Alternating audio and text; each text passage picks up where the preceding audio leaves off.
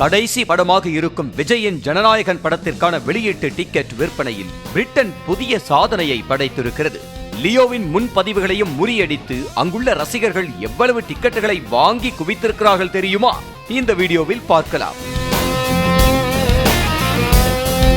திரையுலகில் தளபதி என செல்லமாக அழைக்கப்படும் நடிகர் விஜய் நடிக்கும் கடைசி படமான ஜனநாயகன் ரிலீஸ் தேதி நெருங்க ரசிகர்களின் ஆர்ப்பரிப்பு அதிகரிக்க தொடங்கியுள்ளது. இந்த முறை இது சத்தமாக இல்லாமல் டிக்கெட் விற்பனையில் வெளிப்பட தொடங்கி இருக்கிறது. ஆம், கடந்த 10 நாட்களுக்கு முன்பே வெளிநாட்டு டிக்கெட் விற்பனை தொடங்கிய நிலையில் 24 மணி நேரத்திலேயே பிரிட்டனில் புதிய சாதனை பதிவு செய்யப்பட்டது.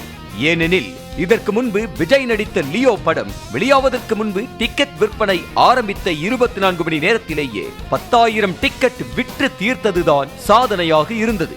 அதை முறியடித்தது ஜனநாயகன் டிக்கெட் விற்பனை. டிசம்பர் 17 பிரிட்டனில் விற்பனை தொடங்கிய நிலையில் 24 மணி நேரத்தில் மட்டும் சுமார் 12,700க்கும் மேற்பட்டோர் படத்திற்காக முன்பதிவு செய்து முடித்து ஷாக் கொடுத்தனர். இது அடுத்த 2 நாட்களில் மேலும் அதிகரித்து 72 மணி நேரத்தில் சுமார் 200K பவுண்ட்ஸ், அதாவது இந்திய மதிப்பில் சுமார் 24 கோடி ரூபாய்க்கு மேல் டிக்கெட் விற்பனையில் வருவாய் ஈட்டி தந்தது. இது அடுத்தடுத்த நாட்களில் மேலும் அதிகரித்து 21,000 ப்ரீ புக்கிங்கிற்கு மேல் சென்றது. இந்த நிலையில் 24,500 என்ற எண்ணை எட்டியிருக்கிறது. அமெரிக்கா, மலேசியா உள்ளிட்ட நாடுகளில் ஜனநாயகன் படத்திற்கான டிக்கெட் முன்பதிவு விறுவிறுப்பாக நடைபெற்று வந்தாலும் பிரிட்டனில் மட்டும் 25,000 டிக்கெட் வரை விற்று தீர்ந்துள்ளன. படம் வெளியாக இன்னும் 10 நாட்கள் இருக்கும் நிலையில் விற்பனை மேலும் அதிகரிக்க வாய்ப்பிருப்பதாகவே சொல்லப்படுகிறது.